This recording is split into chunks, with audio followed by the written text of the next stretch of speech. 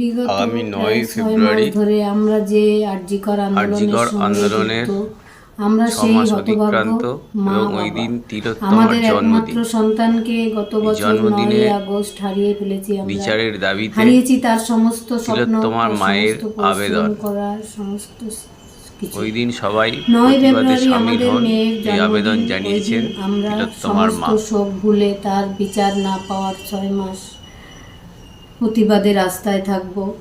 আমরা দেখেছি গত 9ই আগস্ট সমস্ত দেশ তথা গোটা বিশ্ব, জাতি ধর্ম বর্ণ নির্বিশেষে সবাই আমাদের মেয়েকে তারা ঘরের মেয়ে বলে মনে করেছেন। তারা এই 9ই ফেব্রুয়ারি প্রতিবাদে রাস্তায় থাকবেন, এটা আমাদের তরফ থেকে বিশেষ অনুরোধ থাকবে আমাদের বৃহত্তর পরিবারের কাছে।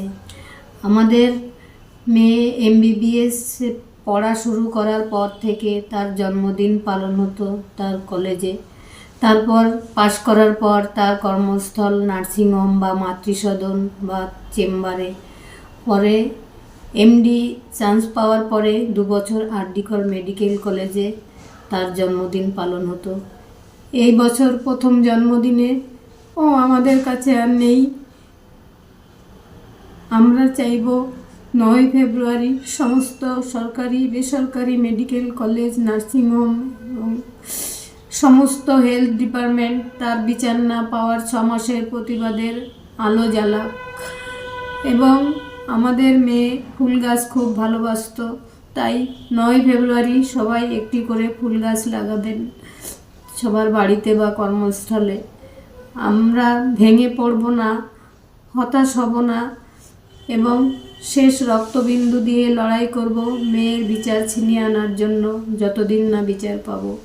আমাদের এখন বেঁচে থাকার একটাই উদ্দেশ্য, মেয়ের ন্যায় বিচার পাওয়ার লড়াই। আমাদের সাথে আমাদের এই বৃহত্তর পরিবার সবাই সমস্ত আন্দোলনে উপস্থিত থাকবেন, এটুকুই অনুরোধ এই শোকাহত সর্বহারা মা বাবার।